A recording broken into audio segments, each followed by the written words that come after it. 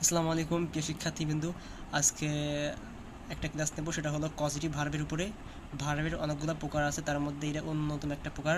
এখান থেকে বিভিন্ন পরীক্ষায়, ভর্তি পরীক্ষা কিংবা বিসিএস এ প্রশ্ন আসে। তা আমরা এগুলো শিখব। পজিটিভ ভার্ব মোট 5 প্রকার।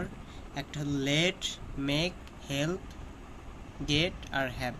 এই মোট হলো 5টা পজিটিভ ভার্ব। এই 5টা পজিটিভ ভার্বের নিয়ম আছে, ভিন্ন ভিন্ন নিয়ম আছে। যেমন এখানে লেট, মেক আর হেল্প, আমি হলো বোঝার সুবিধার্থে এই তিনটে একসঙ্গে লিখেছি এবং এগুলোর পরে অলওয়েজ ভার্বের মূল ফর্ম বসে। লেট, মেক, হেল্প এই তিনটার পর সবসময় মূল ফর্ম বসে, অর্থাৎ এই লেট, মেক, হেল্পের পরে যদি ডুয়ার থাকে অথবা রিসিভার থাকে, যাই থাকুক না কেন, ভার্বের মূল ফর্ম বসবে।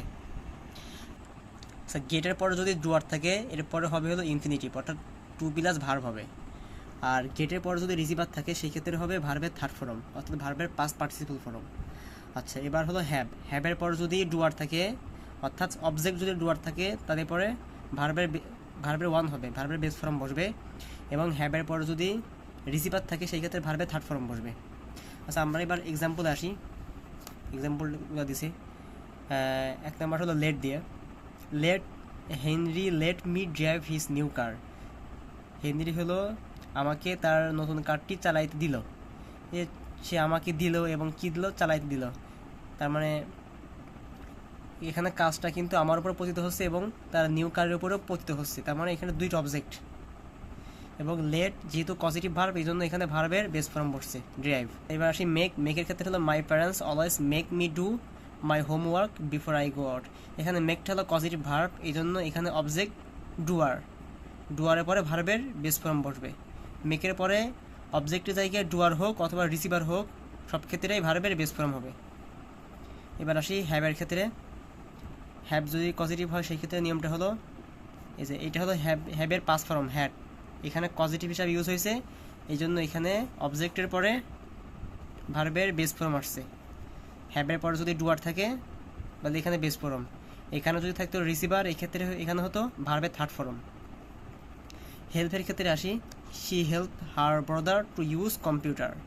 এখানে হেল্প হলো পজিটিভ ভার্ব, এই জন্য এখানে ডুয়ারের পরে হার ব্রাদার, এটা হলো ডুয়ার, এই জন্য এখানে ইনফিনিটিভ হয়েছে। এখানে যদি সেই ক্ষেত্রে এখানে হতো ভার্বের থার্ড ফর্ম। আচ্ছা, হেল্পের ক্ষেত্রে আসি।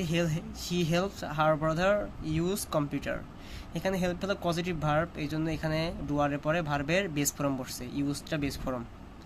এবার আসে গেটের ক্ষেত্রে। গেটের নিয়মটা হলো গেটের পরে যদি ডুয়ার থাকে, তাহলে পরে ইনফিনিটিভ হবে। গেটের পরে রিসিভার থাকলে কি হবে? ভার্বের থার্ড ফর্ম হবে। এখানে গেটের পরে ডুয়ার আছে, এই জন্য এখানে ইনফিনিটিভ বসছে।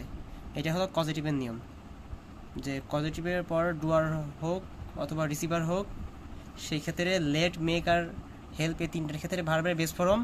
আর গেটের পরে ইনফিনিটিভ, হ্যাভের পরে ভার্বের বেস ফর্ম এবং থার্ড ফর্ম। এটাই হলো পজিটিভের নিয়ম।